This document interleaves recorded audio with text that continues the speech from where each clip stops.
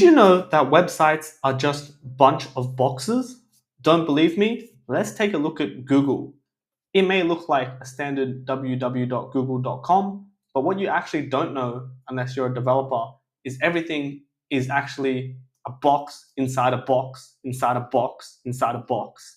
So for example, we have the navbar, which is a very common word that we understand.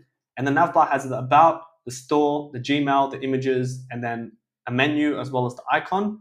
These are all actually considered boxes. So even the text, as I wrap the store text, you can see it has this blue box around it.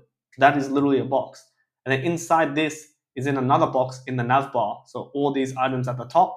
Then in the middle, we have this logo right here, which is technically a box. Then in the search bar, this is another box right here. And in this box, it has this magnify icon, it has this microphone icon and this camera icon. Then below this is another box that actually contains two more boxes, which is the buttons. Then in the footer, you can see we have the main footer box, that gray box, followed by Australia, advertising, and all this random stuff. So let me actually open up an image to make it super, super clear. As you can see in this image, I've actually just broke it down for you. So the biggest box that you see on the outside, this is something called the body. And essentially the way that you can visualize it is this is your screen. Whether you're on a computer, whether you're on an iPhone, whether you're on a tablet, that screen that you're looking the website on is something called the body. It's the main box. And then inside that, as I just explained, we can see the navigation box right here, which is containing the boxes that I just explained about, the store, the Gmail, etc. Then in the middle box right here, we see we have a box around Google, the search bar, and all the items that I just mentioned, followed by the footer. That's literally how websites work. In fact, if you still don't believe me, if I right-click this and hit inspect, and I'll go ahead and hit this button right here, it's actually showing me the different types of boxes everywhere. It's all boxes. So if I just start with this I'm feeling lucky button, this is a box. You can see the colors around the box. And then if I just keep going back, you can see this is another box. And if I keep going back, this is another box. And this is another box right here. And then it just keeps going. This is another box. This is another box. This is another box. And eventually it ends up in the body, which is the really big box. So let me jump into a reason why this happens. And the best way to explain it is to show you examples. So in this example website, skinsafe.au/articles, we can see, hopefully by now, that these are just boxes. This is just a box that contains a box of the image, a box of this background shape, and the box of the content.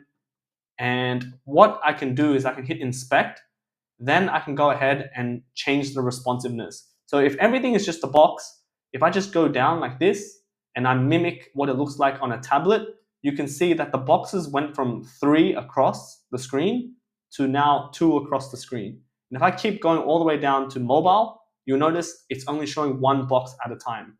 So with this example in mind, the reason why everything is a box and using something called the box model is because of mobile responsiveness. Not just mobile responsiveness, just responsiveness in general. This is how we build for the web. This is how we cater for different screen resolutions. Again, not just for mobile phones, but for different, desktop devices. And nowadays you have super wide monitors. How does that work? So let me break it down even further in the shortest way possible. Right now, I'm on a Webflow site, and this is just a template that I purchased. It's called Forecast. And I'm just going to explain in a very high-level overview about the box model. Again, this video is only about the box model. It's not about anything else. So I've just pinned the layout panel or the navigator. If I hit this button Z, I just click this button right here to pin it so you can always see it on the screen. But as you can see, we have the body. The body right here is the big box that I just discussed, the biggest, right? And if I scroll down, you can still see that it's highlighting this because this box called the body is holding everything in the website. Now, if we go inside, what is inside body? We see we have an announcement bar right here. So it's highlighted in green because it's a symbol.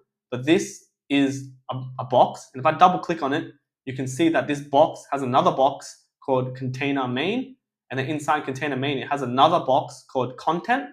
And then if I click it again, it has another box called announcement text. You can see the blue outline, and another box called announcement cross, which is an image, which is still a box.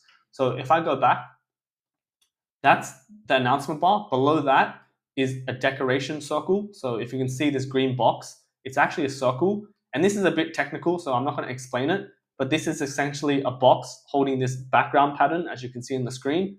And it's essentially positioned in a way where if I scroll down, it just stays on the right-hand side of the screen. Then we have the nav bar. This is a very, very common element. I've even made a tutorial on how to build this. But in this specific nav bar, you can see that in this box, it has a container, which is a very common theme. Hopefully you guys can catch up on that. Because if we're using so many boxes, we can actually use the same box over and over again. So in this case, it's actually green because it's a symbol, meaning we can reuse this nav bar on different pages. We don't have to build that box from scratch. And on top of that, it's using different classes. This one's called container main, where if you change one setting in this container main, it would affect every single class of that box, essentially. So I'm not going to get into classes, but that is how we do it. Everything's just a box. Just that's what I want to get into your head. And then you can see in this nav bar, if I just go really quick, we have another box. And in this box, we have nav bar row, which is containing everything. We have the logo. Then we have the menu items right here in the box. And the right-hand side, we have other boxes, all boxes. Then what you'll notice is that in the layout or the layers, the navigator, if I actually drag the nav bar right here, because it's actually below the announcement bar, if I put it above the announcement bar, you'll notice this is how it displays in general. So this body box, everything is actually positioned in websites on the top left. So whenever you start a new fresh project, let me, for example, go into this page right here. Just have a blank page, and in this blank page, you'll notice it only has the body. So if I actually go ahead and add a div block, which is again just the box, you'll notice that this box is actually sat on the top left. So another example is if I just put in a heading, you can see the heading, if I just delete this div block, is automatically put to the top left of the screen. That's how everything works. You need to define where things go, and that's where the box model defines it. So again, another example is just understand everything is just the box. So even this text right here is just the box. If I go ahead and I add, let's say, for example, this YouTube video and I'll drag it in, this is really just another box. Keep that in mind. So let's go back into the template. And I just want to break down one more thing, which is the hero section. So you'll notice everything's wrapped in this page wrapper, besides, the nav bar, announcement bar. But if I go into the page wrapper, which is another box inside the body, and you can see where you're on, even at the bottom of the screen, we're on the body into the page wrapper. Then we have a section right here. So this is very, very common. And then you'll notice in this section, it has spacing of 120 pixels at the top and 120 pixels at the very bottom. And that's something called padding. So padding is spacing inside the box, whereas margin is spacing outside the box, which I'll cover in a different video. Then in this section, we have a container. It's called container main. And you'll notice that the width is set to 100%. So whenever you set a width to 100%, it means it's going to take 100% of the parent element. So this is where we get into parent and children. In this under the sun world, God's design, technically, we're meant to listen to our parents. So right now, this 100% is a child element, this container main, and it's saying I'm going to take 100% width of the parent, which is section right here, right? The parent box. And the parent box has a width of order, which technically, let's just for this example's sake, is automatic. It's another 100%, or it's automatic of whatever that parent is. So let's go into that parent, page wrapper. Page wrapper now has a width of 100%. So now we know that this container main, this width of 100% is actually pulling in from page wrapper, because that's the parent. And then page wrapper is pulling in from body, and body is technically the screen size. So that's what that is. If I go to page wrapper and I change the width from 100% to 50%, you will notice that it actually makes a difference. You can see that the container is now taking 50% of the body screen, of the screen size, because it listens to the box above it. It's something called child and something called parent. Now, if I go back to this container or back to the page wrapper, and I go ahead and just change this back to 100%, you'll notice in this container, it's actually set to 100% width, but it actually will not exceed 1428 pixels because it has a max width set. And in websites, at the very top, I can go ahead and change the breakpoints. So I can go ahead and just mimic like a really large display by typing in 1920 pixels. Now I'm on a 1920 pixel browser, and what you'll notice is that this container main is not going to exceed 1428 pixels. Because if I actually change this and I change this to none, you can see now it's stretching out to the whole screen, besides this 24 padding on the left and the right. So that is how containers work. And again, this video isn't about how to do websites or how to structure websites. Again, just the premise is the box model. Why do we even use it?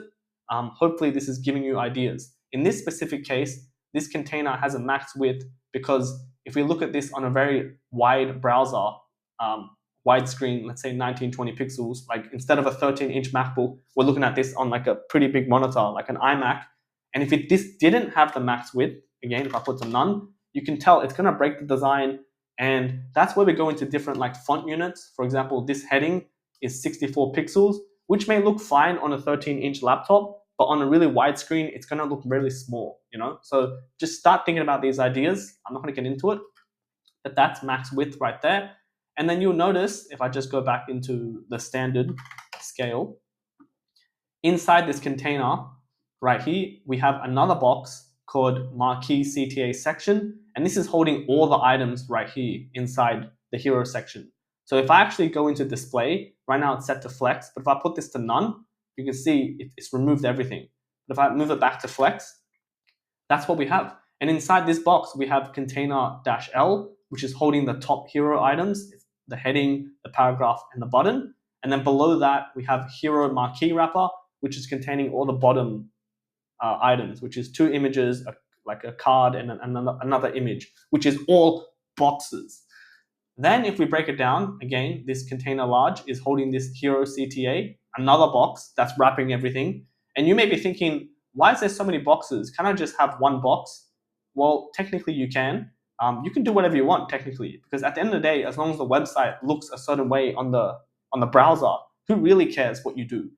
But that's where like you have to think about what's the reasoning behind these boxes and what's the most efficient way, you know? Because right now I'm looking at this website. Someone might not build it like this. They might not put like a section inside another container, inside another section, inside another container, inside another box, inside another box. Like there's so many boxes. There's a reason why they did it, but you don't have to do it that way, you know? And again, this is not a video about, you know, what's the correct way of doing it, but at the end of the day, there is no correct way of doing it from a technical, from a visual standpoint, from the deliverable standpoint. You can do whatever you want. That's the thing about websites, you know? 4 plus 4 equals 8, but you can also do 4 plus 2 plus 2 times 2 divided by 2. It also equals 8. You know, it gets to the end goal, but we're trying to find what's the most efficient. That's the reason. So the reason why they did all these boxes is because it's a template and you can actually reuse the box elements in order to make your own components, essentially. Side tangent. Okay, cool. So inside this, that's the top box. And in the bottom box, you can see it has a different items right here. But essentially, in a nutshell, these two boxes are stacking on top of each other. If I move this hero wrapper above this, you can see now I've just changed the whole layout, you know, because I just moved it from the layer panel. But another reason is, why are these boxes on top of each other? That's because if we select the parent marquee CTA section in this case, this is set to flex. By default, everything's actually set to block. And in block, everything does stack on top of each other. But if we set flex, this gives us different options to style the boxes inside the boxes. So right now, this marquee CTA section is the parent of this container-large, so this top hero item, as well as this hero marquee wrapper, which is the bottom hero item. So it is the parent of these two children, and whatever the parent says, the child does. That's another. Let's not get into a philosophical debate. All right, but you can see right here in block, it's just default. Everything just stacks on top of each other. But if we set flex, you can see we can set the direction. This direction is setting it horizontally, so the boxes are now left and right. And if we go down, it's now top and bottom. And you'll notice where it says gap, this is where you can put a space between the box. So if I actually change this from 96 to 20, you can see that's what's going on. And there's actually another option called grid. this is another way to essentially edit your boxes, the layout of the boxes. And just real quick, again, why is the box model such a big deal? It's because of flexibility. It's mainly because of responsiveness, to be very honest. Right now, if I put my cursor on the edge of the screen, you can see I can mimic different breakpoints, and you'll notice everything looks fine here. But if I go to tablet, you can see that it now has a different design. That's because in this marquee CTA, or this container large, or this CTA hero right here, you can see it's something has like overridden the style when it's a blue tag. We're now talking about classes, but just think about boxes. If I go back to desktop right here, you can see the alignment is on the left-hand side. So if I put the alignment to the middle, you can see everything kind of goes to the middle. The reason why this heading is not going to the middle is because it's not listening to its parent. That's literally why. Because it has its own, it's like a child that wants to define its own rules. It's not listening to the parents because it has its own moral values. Wow, we're getting so deep. Sorry. Okay, look, the point is, everything's aligned to the left. Now, if I go to the middle, it's aligned to the middle, where it typically should be aligned to the left like this. It's now in the middle. So we can style how it looks like. And if I go down even more and down even more, you can see that's kind of how the website works. A very easy example in this specific case is, for example, this section here. If we go here, you can see the boxes are left and right because it's a grid, 2 column and 1 row. But once we get into a tablet view, you can see that this is now set to flex down. So now the boxes are on top of each other. So that's how it works. This is evident in every single website. Pinterest, for example, we have the navbar, we have the text, we have the images. You can see right here, there's a box containing all these items. And then on the right-hand side, it's very, very clear that these are boxes right here with a text inside. And even this one right here is a box with a text with 3 different boxes. So I hope you guys found this video very, very helpful. This is a very key information on how websites work. This is just a fundamental understanding. There's no way around it at this current given point in time. So just start to understand that this is how websites work. Because at the end of the day, we have website builders. I'm not going to hate. We have website builders like Wix. We have website builders like Squarespace. We have website builders like WordPress, Elementor. They're all great tools. Like, I have nothing against them. They're amazing. But if you want to get into web development, it's not even talking about Webflow development. If you want to get into becoming a coder, the basic level of coder, like a front end developer, you're gonna have to know the box model, because at the end of the day, from my understanding, programs like Wix, you can just drag in where you want the items, but that's not how the website works. You know what I mean? You should understand the box model. So thanks again for watching. My name is Derek Su. If you found this video helpful, please like and subscribe, and I'll see you in the next video. Peace be with you. Peace.